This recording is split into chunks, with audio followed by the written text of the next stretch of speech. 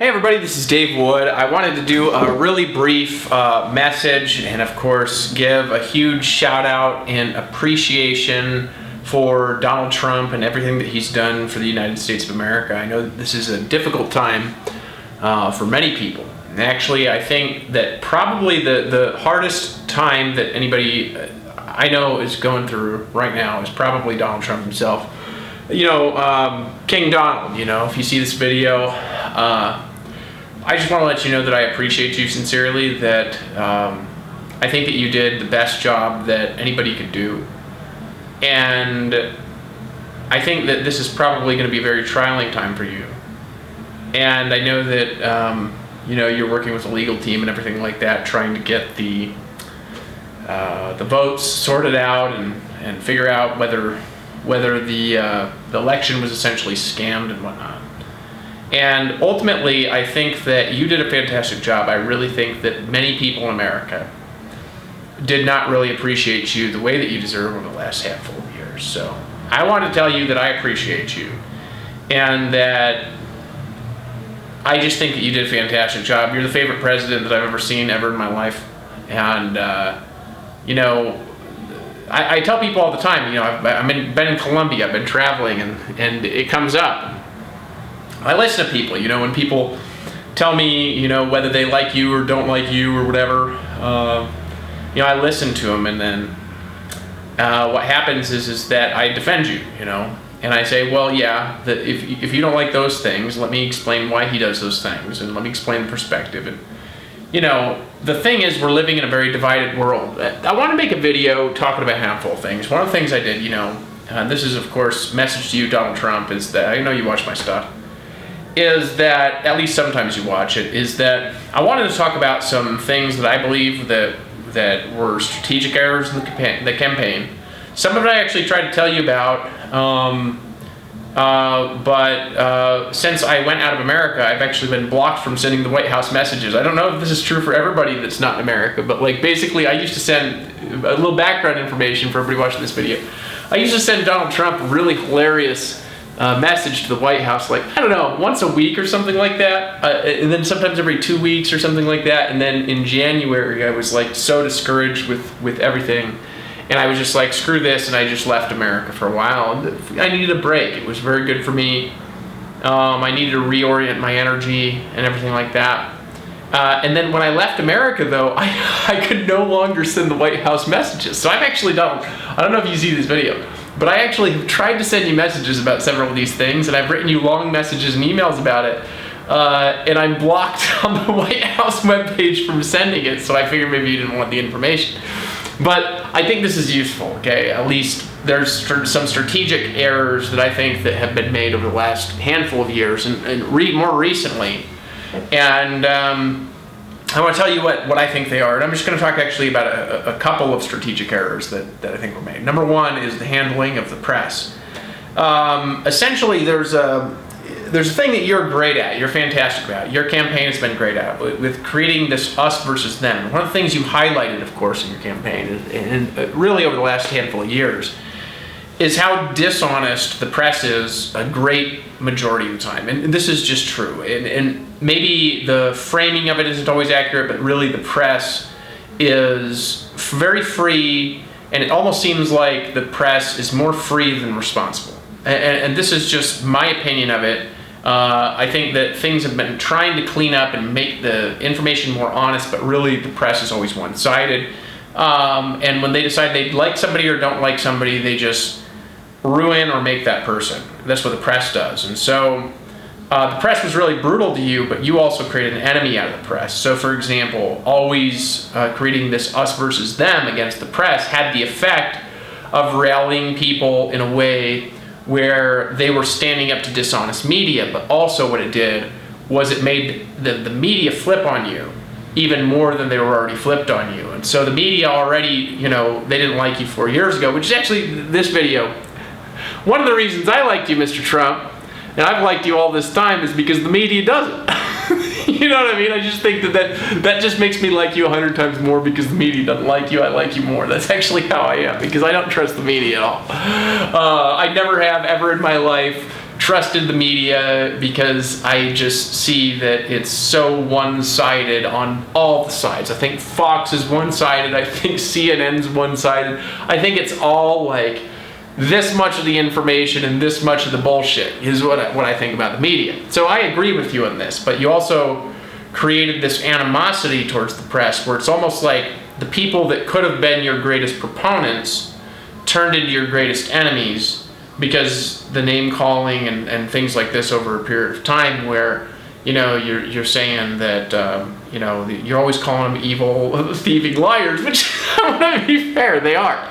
There's a way to do it where not everybody gets pissed off and turns into your enemies. The press essentially turned into your enemy, and you had a lot of friends among the people, but the people that were telling your story and the people that were painting you in the news and things like this, they all got really angry because of how they were talked about. So I think that actually the way that the press was talked about, I think actually hurt you over the last 4 years, not just in the campaign. I think it worked really well for you in the rise in 2016, and I think it worked against you basically a very short time after that, basically through your presidency, and especially this last year, I think it worked against you. But you're right.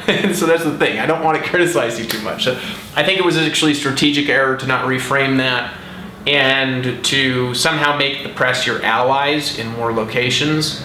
The other thing is the mail-in voting. Look, I'm going to tell you my opinion on it. My opinion is that the pandemic was essentially constructed to set up a sequence and series of events that will wind up bankrupting a lot of the world. That's actually what I believe. And I'm not going to get into all of that. I think that a lot of what I could talk about anyway has already been talked about in better videos where they're talking about this stuff, and that's my opinion on it, and I'm just going to leave it at that. Okay. The pandemic, I essentially think, is constructed bullshit.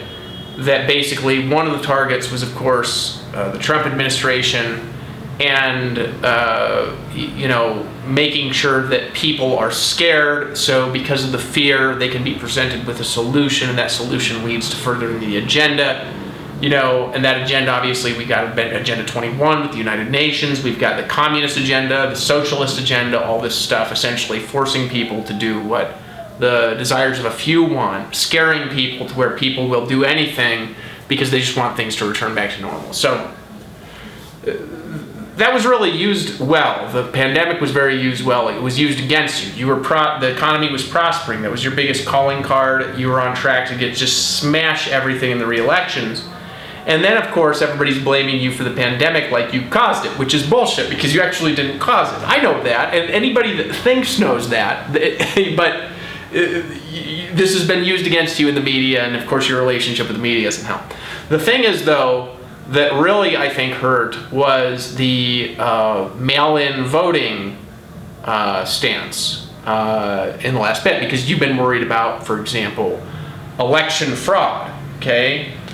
So I think that you're worried about that for a reason, and I think that if there is election fraud, you should pursue your legal abilities to make sure that the actual vote count is honest and that the next president is going to be the next president, whoever that is. But really, maybe there's election fraud and maybe there's not election fraud on a mass scale, right? I think that there's probably some election fraud, and I think that maybe there's something that didn't work in your favor. This is a strategic error, and again, I actually tried telling you about this in a message on the White House website, but my messages on the White House website have been blocked, and I have not been able to send you messages or communicate to you in any regard, and so I just was like, he doesn't want to know, right? I figured somebody else had told you, but the problem you created, so you created this really positive thing, which was this in-person support, big rallies, big events, people very fired up, people very excited, whereas the media were leveraging the coronavirus, essentially blowing it out of proportion, everything working against you. Trump is destroying America because of blah, blah, blah, blah, blah. You know, fake media bullshit, which partly, right, they're more like that because you created this animosity with them and then they're pissed off, right? So that did not work in your favor. But then, what you were saying was don't trust the mail-in ballots, vote in person. And you were talking about it and talking about it and talking about it, doing big rallies and big rallies and big rallies, and everybody's supporting you. And the Democrats leveraged what the media is doing to their advantage, which is creating fear of going inside and then working this us versus them thing against you. And they probably spent 10 times your campaign's budget on this, on explaining to people how to properly submit their vote through the mail and who to vote for. So all the people that were scared and all the people that were in their houses and all the people that were in fear were getting very strong direct mail pieces that were stronger direct mail pieces. And this is a strategic error from the Democrats than they were from the Trump campaign, and you were also discouraging people from voting in that way. It would have been a far better move if you had done what you were doing with the in-person gatherings and unifying everybody, and then if you had just said, hey, we encourage you to vote in person if you could vote in person, and for all those people that are in your homes, we've sent you specific and exact instructions, step by step by step, exactly how to secure, how to vote, exactly where to vote, exactly where to go, and we want to make sure you're taken care of too because we care about everybody. That would have gotten a much bigger response if the budget had been much bigger towards the direct mail, because the population is very afraid than what happened, which is essentially you secured all the votes in person. And then the Democrats had this massive, huge year-long campaign in securing all the mail-in voters, that the Republicans could have secured the mail-in voters and had the in-person voters, and it would have made a difference of probably millions of votes.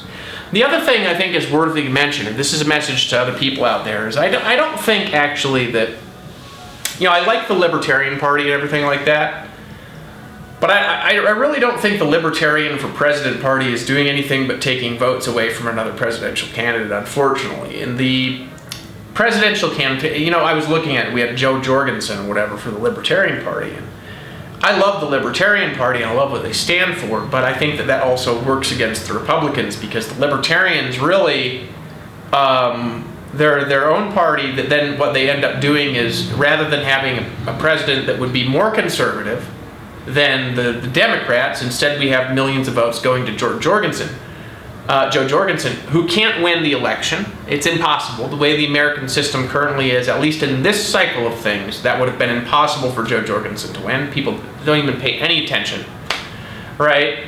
And instead that takes away millions of votes for the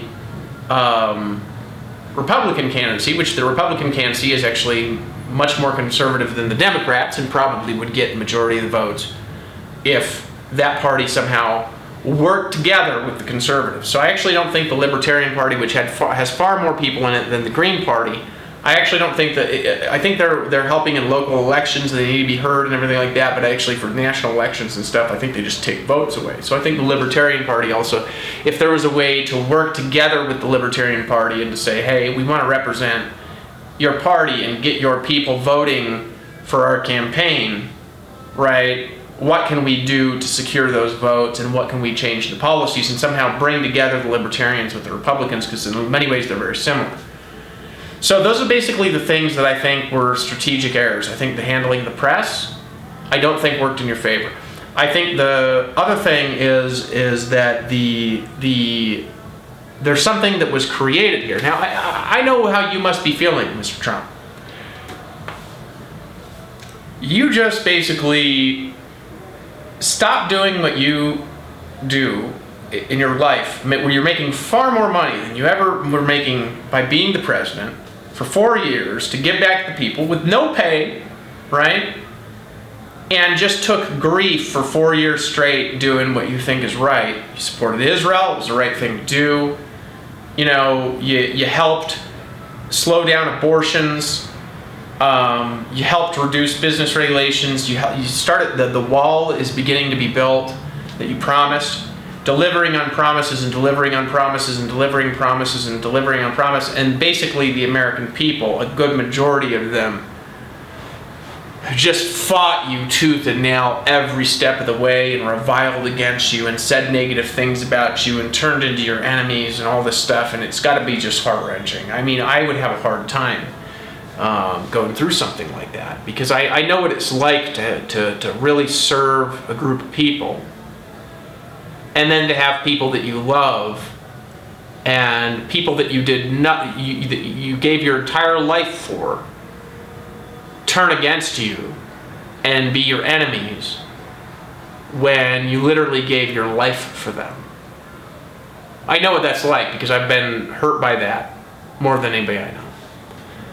And I think that you probably are hurt. I think the other thing that's worthy of mentioning right now is that you never want to give up, but if the vote is honest and it's not in your favor, there's got to be concession. And I know that's going to be a hard thing for you to do, especially because you know what's coming, right? I believe you know what's coming. And I think we're going to see the Democrats get in there and do everything they can to undo everything that you did to benefit America as fast as they can, is I think what's going to happen. And, you know, at the end of the day, you're the best president America's ever had up to this point in time. I'm sorry that I didn't step up and rise into my power that I will rise into early enough to be a competitor that actually would have made sense, because it should have been me. And I wasn't ready. That's just the end of the story, is I just wasn't ready for it. And I think that there's going to be a big karma on America right now. And the karma's not good. I said in January of this year or something like this on my blog, I said, America's cursed. You know what I mean? It is. Not all of it, not everybody in it, but as a nation. And it's because the people won't repent. The people won't change. And this is not because the Democrat Party or the Republican Party, this is because of people's hearts. That people are so caught up in the things of the world and aspire to the honors of men that they cannot learn that the way to prosperity and blessing is changing the heart, and they have to look inside. And they got to stay humble. And so I'm not excited for the changes. You know, I've been a Trump supporter since day one. I made videos talking about how fantastic your books were, because I read so many of your books when you were running for president the first time. And I did a bunch of videos about them, and some of those videos are on YouTube and some of them aren't, because my company, you know, collapsed and whatever. And we're headed for problems in the United States. And Trump, I know you see those problems coming, and anything you could do to make so there's some sort of peace will be really good for all of us, because there's kids, there's families, and I'm real worried about the people in America, because the people in America are divided like nobody's ever seen. Maybe not since the Civil War. And the division is not a manifestation of goodness, it's a manifestation of selfishness. So that was a video to you, because I know you're in a tough place, and I'll make another video or so or something like that. I probably should have just given my thoughts publicly earlier, but I was trying to send you some thoughts privately and I couldn't. I saw this comment a while ago, and didn't say anything because I didn't want it to happen. But that didn't help. It happened anyway. But I love you, I appreciate you, and you've just done a fantastic job. And anything I can do to help, I'm here. Okay? Mr. President, Donald Trump, greatest president the United States have ever seen. My prayers are going out your way. My love is going out your way. Be blessed forever. and ever. And I love you.